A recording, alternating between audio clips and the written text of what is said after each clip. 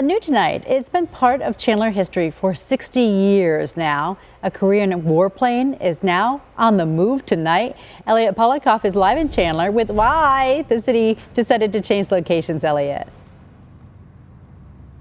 Yeah, Jamie, I'm at the intersection of Chandler Boulevard and Delaware Street. And as you can see behind me, there is quite the scene going on. This is a Korean warplane. It is 37 feet wide by 41 feet long. And I spoke to the contractor here at the site, and he said it's somewhere between 5,000 and 10,000 pounds. And they've got to use cranes, as you can see, and flatbeds to remove it from the pedestal that it is currently on. But at around midnight tonight, that is where they're saying it'll make the journey from here about 6 miles southeast to Veterans Oasis Park.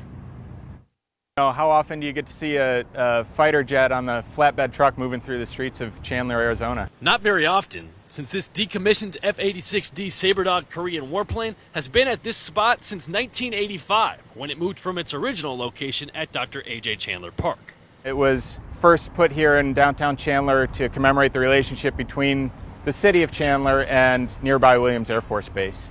Chandler Museum Collections Coordinator Nate Myers says the plane was a major part of the Air Force between 1951 and 1961. A single-pilot fighter jet that could fire 24 self-guided rockets. You can see the nose cone on that plane is a black nose cone, and hidden in there was radar, which would help with its targeting and guidance. And then on top of that, the F-86D was very fast. It set several speed records and topped out over 715 miles per hour. It'll be going a lot slower than that on its way to Veterans Oasis Park to be the centerpiece of a new Veterans Memorial. I mean, it's been a part of the community for 60 years, and it'll continue to be an important part of the community, honoring our veterans and the sacrifices they've given, the service they've given to make our community and our state and our country a safe place. Once it gets to its new location, it'll be restored. We'll kind of buff it up, shine it, and repaint it, and it'll be repainted the way it would have looked in 1961.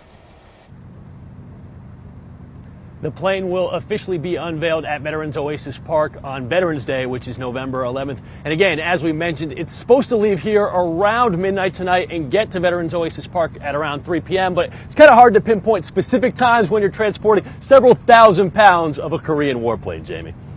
In the middle of the night, as other people are driving by, they're like squeaking at their eyeballs. Am I seeing this right? So you've been warned, everybody. Thank you, Elliot.